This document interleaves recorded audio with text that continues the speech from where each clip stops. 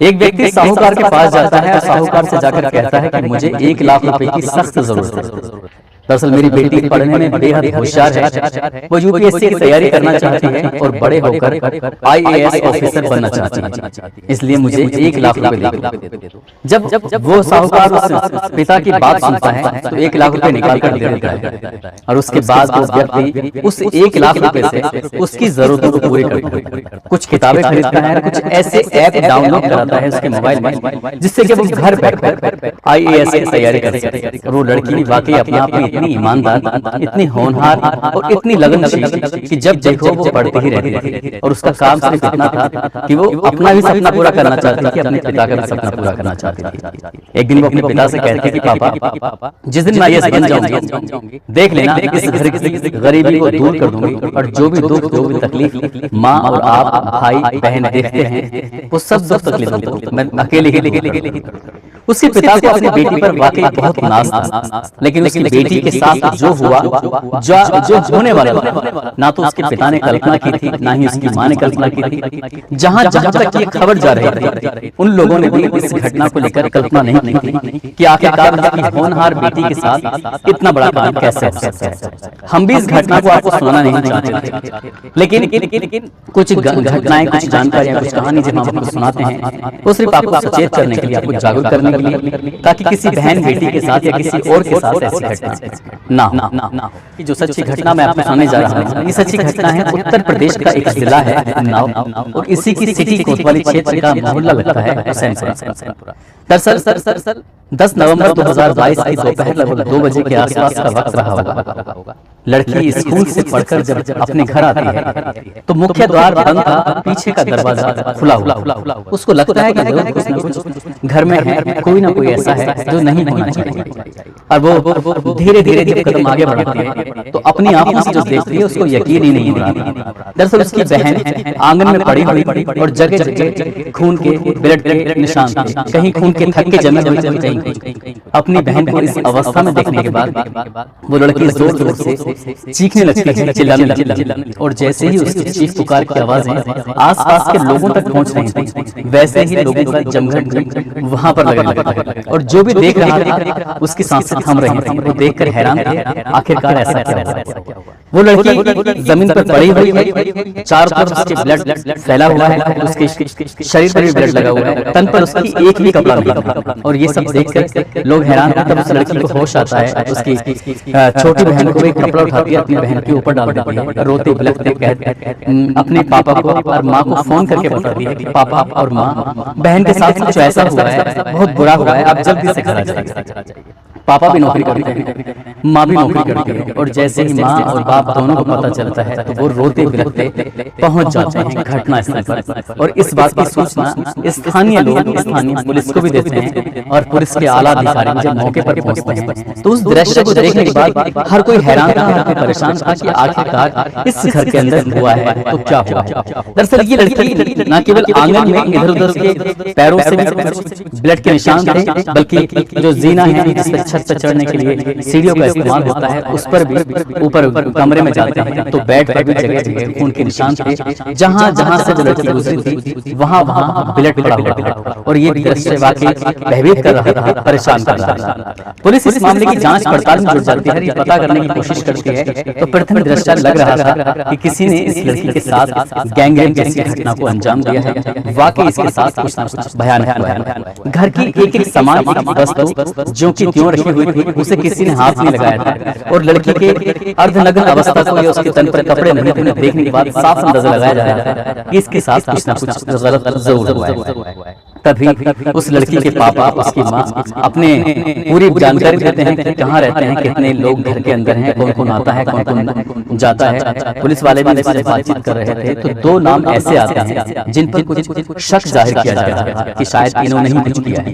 तहरीर दी जाती है, पुलिस उन आरोपियों को हिरासत में लेती है और उनसे सख्ती से पूछताछ करती है। सख्ती से पूछताछ करने के बाद भी पुलिस को कोई सफलता ही हासिल नहीं होती कि आखिरकार इसके साथ हुआ क्या है।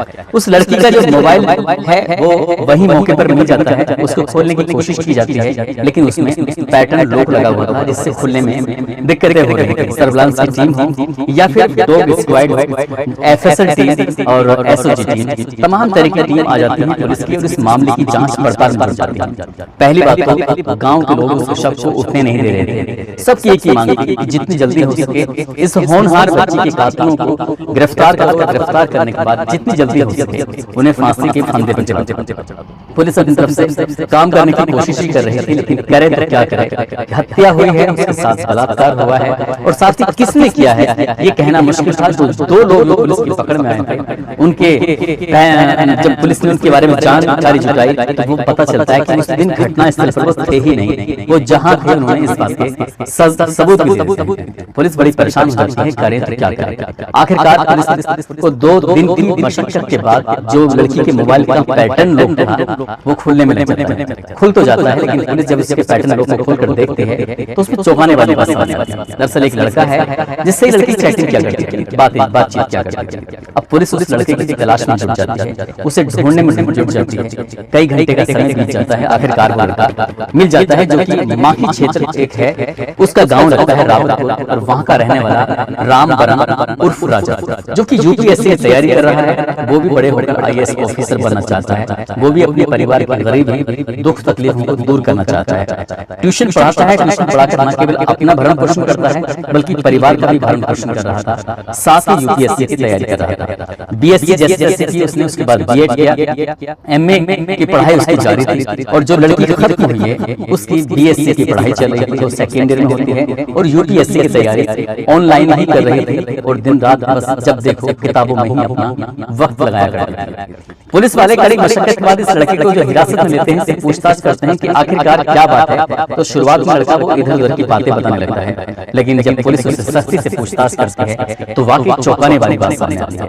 दरअसल सन 2020 की बात है और ये लड़की उस वक्त बीएससी फर्स्ट ईयर में आई थी। उस वक्त इस लड़की ने फैसला किया था कि मुझे बड़े होकर यूपीएससी तैयारी करने के बाद आईएएस ऑफिसर बनना है। और इसके पापा ने जब लॉकडाउन के समय में इस लड़की को मोबाइल दिया था तो उससे पढ़ाई करते समय कब ये शेयर चैट ज्वाइन कर लेती है, उसी शेयर चैट पे ज्वाइन करते करते पढ़ाई भी करती है, साथ साथ चैटिंग करती है। तब चैटिंग के दौरान इसकी मुलाकात हो जाती है राम बरन उर्फ राजा से। दोनों की चैटिंग होती थी और चैटिंग दोस्ती में इसलिए बदल जाती है क्योंकि लड़का भी जब यूपीएससी की तैयारी कर रहा है और लड़की भी यूपीएससी की तैयारी कर रहे हैं, तो आपस में बहुत सारी बातें किया करते थे, हर सब्जेक्ट में डिस्कशन किया करते थे ताकि उस मुश्किलों को आसान बनाया जा सके। और यहीं से वो कभी कभार मुलाकात भी किया करते थे। लड़की बीएससी भी कर रही है और साथ साथ इसकी तैयारी कर रही है। बात आती है 10 नवंबर 2022 को सुबह के 11:10 के आसपास का वक्त रहा होगा। लड़के ने लड़की को हाय हेलो बोला और हाय हेलो बोलने के साथ लड़की ने भी उसको हाय हेलो बोला। लड़का पूछता है कहाँ हो, क्या कर रहे हो? वो कहती है कि आज तबीयत थोड़ी खराब थी, कॉलेज नहीं गई, यहीं बैठकर तैयारी कर रही है। लड़का कहता है कि अगर तुम्हें कोई एतराज ना हो तो मैं तुमसे बात कर सकता हूँ, तुमसे मिल सकता हूँ। लड़की कहती है क्यों? पर तुम घर पे अकेली हो, मैं तुमसे मिलने के लिए आना चाहता हूँ। लड़की बार-बार मना कर रही थी, घर पे नहीं आना है और तुम्हें अपना काम करो, अपनी पढ़ाई पर ध्यान दो, मैं यहाँ पर अकेली। ठीक, लड़का ऐसे बातचीत करते करते कब 10, 15, 20 मिनट का समय गुजर जाता है, पता ही नहीं चलता। और वो लड़का कहता है कि मैं आपके पास आ रहा हूँ। वो अपने किसी वाहन के माध्यम से जैसे भी था वो वहां से चलता है और सीधा इस लड़की के पास पहुंचता है। रास्ते में एक मेडिकल स्टोर पड़ रहा था, उस मेडिकल स्टोर की तरफ देखता है और देखते ही वहां से शक्तिवर्धक 2 गोलियां लेता है और गोली लेने के बाद वो अपनी जेब में डाल देता है। जैसे ही इस लड़की के घर पर पहुंचता है, वहां जाने के बाद आराम से इत्मीनान से बैठ जाता है। कुछ देर तो उसकी किताबों को टटोलने की कोशिश कर रहा था। कुछ ही देर बाद उस लड़की ने उसको एक गिलास पानी वाला दिया और पानी जैसे ही लड़की लेके आती है अपनी जेब से 2 टैबलेट निकालता है। टैबलेट निकालने के बाद वो खा लेता है। लड़की पूछ रही थी कि क्या कर रहे हो, इसमें क्या है, किस तरह की?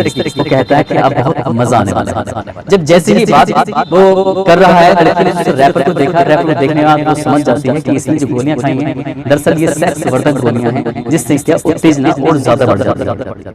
लड़की उसको मना करती है कि जो तुम कर रहे हो वो गलत है। लड़का उस गोलियों को खाने के बाद उस लड़की के साथ जबरदस्ती करने लगता है। क्योंकि वो दोनों दोस्त थे, काफी समय से दोनों एक दूसरे से बातचीत कर रहे थे, इसलिए लड़की उससे उस लेवल पर विरोध नहीं कर रही थी जिस लेवल पर उसको विरोध करना चाहिए था। यही बात उसने पुलिस की पूछताछ में बता चाह रहा था। लड़की अब उसकी मर्जी में कहीं ना कहीं शामिल हो जाती है और शामिल होने के बाद उसके साथ वो गंदा काम करने लगता है, घिनौना काम करने लगता है। उसके एक एक कपड़ों को उतारता है। कपड़े उतारने के बाद जब उसके साथ जो संबंध बना रहा था तब वो पूरी उत्तेजना के साथ उसके साथ पूरी अपनी वासना में लीन था। उसे बिल्कुल भूल चुका था कि आखिरकार कर क्या रहा है। लड़की को कुछ देर के बाद तकलीफ होने लगती है, परेशानी होने लगती है। वो कहती है कि जो तुम कर रहे हो उससे मुझे परेशानी हो रही है, तकलीफ हो रही है। लड़का कहता है कुछ ही देर की बात है, बस तुम थोड़ा सा शांत हो जाओ। ये दोनों आपस में एक दूसरे के साथ इस तरह से संबंध बना रहे थे, लेकिन लड़की को हद से ज्यादा तकलीफ होने लगती है। उसने लड़के को अलग दूर करने की कोशिश की। कुछ देर बाद पता चलता है कि लड़की को ज्यादा ब्लीडिंग होने लगी है और ब्लीडिंग होने के बाद भी लड़का शांत नहीं हो रहा था। वो लड़की अपने को बचाने की कोशिश कर रही है, रोकने की कोशिश कर रही थी, लेकिन वो लड़का उसके साथ फिर भी जबरदस्ती वैसे ही संबंध बनाता रहा, गलत काम घिनौना कृत्य करता रहा और लड़की की लगातार तबीयत बिगड़ने लगती है और खून बहुत ज्यादा बहने लगता है। वो लड़का समझ नहीं पा रहा था कि आखिरकार क्या हुआ। जब हिसाब से कहीं ज्यादा ब्लड बह जाता है उसके बेड पर, तब उसकी आंख खुलती है, उसे लगता है कि शायद कुछ न कुछ गलत हुआ है। उसके बाद उस लड़की को संभालने की कोशिश करता है, उसे पानी पिलाने की कोशिश करता है, लेकिन उस लड़की की तबीयत लगातार बिगड़ रही थी। वो कह रहे थे कि मुझे डॉक्टर के पास ले लो, डॉक्टर के पास ले लो, मैं ठीक हो जाऊंगी, कोई दिक्कत नहीं, कोई परेशानी नहीं। लेकिन लड़का वो कहता है कि नहीं, तुम्हारी बहन के आने का भी वक्त हो चला है, क्योंकि उसकी जो छोटी बहन होती है वो स्कूल में पढ़ने के लिए जाती है, उसका छोटा भाई है वो भी पढ़ने के लिए जाता है, पिता ड्यूटी पर जाते हैं और माँ भी ड्यूटी पर जाती है। लेकिन वो लड़का बहुत ज्यादा डर जाता है उसका ब्लड देखने के बाद और वहां से जीने पर जैसे उतर के वहां से भागने की कोशिश कर रहा था। वो लड़की के पीछे पीछे उसके दौड़ती है और बार बार एक ही अपील कर रही थी कि मुझे यहाँ से डॉक्टर के पास ले लो, मेरी जान बच जाएगी, मुझे बहुत परेशानी हो रही है, तकलीफ हो रही है। लेकिन लड़का वो सुनने को तैयार ही नहीं था। उस लड़की की परेशानी उस लड़के के दिमाग पर कोई असर नहीं डाल रही थी। उसके कानों तक उसकी परेशानी की आवाज पहुंची नहीं रही थी और वो लड़का उस घर से बजाय मुख्य द्वार के वो पीछे वाले रास्ते से निकल के भाग जाता है। वो लड़की उसके पीछे पीछे आने की कोशिश कर रही थी और जैसे वो आंगन की तरफ पहुंचती है वो लड़की रश रश यानी कि बेहोश होकर गिर जाती है। हालांकि उसने खूब आवाज लगाने की कोशिश की, लेकिन उसकी आवाज उस दहलीज से कहीं बाहर जाने की कोशिश ही नहीं कर रही थी, दूर जा ही नहीं रही और उसने वहीं मौके पर ही तड़प तड़प दम तोड़ दिया। उसके अत्यधिक ब्लीडिंग होने की वजह से, अत्यधिक खून बहने की वजह से उस लड़की की मौत हो जाती है और लगभग एक घंटे के बाद या फिर पौन घंटे के बाद ये लड़का लगभग 1:17 पर इस घर से निकला था। उसकी बहन ठीक 2 बजे इस घर के अंदर एंट्री करती है, तब तक उसकी बहन मरी हुई थी, उसके शरीर पर कोई कपड़ा नहीं था और उसने शोर मचाकर जिस तरह से पब्लिक को इकट्ठा किया। पब्लिक के बाद पुलिस आती है, पुलिस आने के बाद उसकी शव को पोस्टमार्टम के लिए भेजा जाता है, लेकिन पोस्टमार्टम से पता चलता है कि इसकी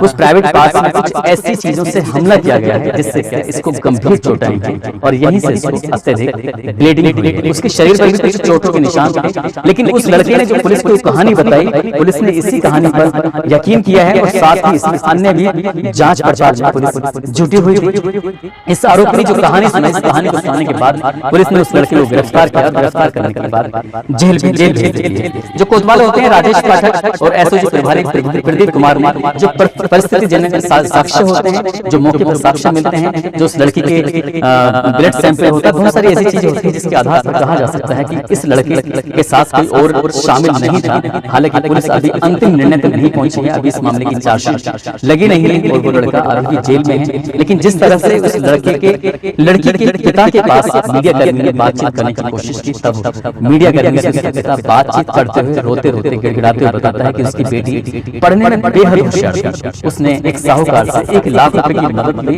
और मदद लेने के बाद उसने अपनी बेटी को कुछ ऐसी किताबें खरीदवाई। उसने ऑनलाइन ऐसे ऐप डाउनलोड कराए थे जिससे मेरी बेटी हमेशा पढ़ती रहती थी। उसे यकीन ही नहीं हो रहा कि उसकी बेटी 2 साल से किसी लड़के से चैटिंग करती थी, उससे बातचीत क्या करती थी। उसको यकीन ही नहीं हो रहा कि कोई व्यक्ति कुछ ऐसी गोलियां खाकर उसकी बेटी के साथ ऐसा कृत्य कर सकता है। उसकी माँ, लड़की के पिता, लड़की के भाई, लड़की की बहन को यकीन नहीं हो रहा है कि उनकी बेटी के साथ, उनकी बहन के साथ इस तरह की घटना हुई है। इस घटना को लेकर इलाके के लोगों को यकीन नहीं हो रहा है, लेकिन जिस तरह से सोशल मीडिया पर इस घटना के बारे में पता चलता है कि सेक्स वर्धक गोली खाने के बाद एक लड़के ने एक लड़की के साथ इस तरह का घटना कृत्य जो किया है, लोग इस घटना को सुनने के बाद हैरान हैं, परेशान हैं। दोस्तों, इस घटना को सुनाने का उद्देश्य भी किसी को परेशान करना नहीं है, किसी का दिल दुखाना नहीं है, बल्कि आपको जागरूक करना है, आपको सचेत करना है। आपके बच्चे किससे बात करते हैं, आपके बच्चे मोबाइल पर क्या क्या करते हैं, बीच बीच में आपको चेक करने की जरूरत है। यहाँ भी किसी व्यक्ति को अपनी बेटी की बीच बीच में चेक करने की जरूरत थी, वो कहाँ जाती है, किससे मिलती है, किससे बातचीत करती है।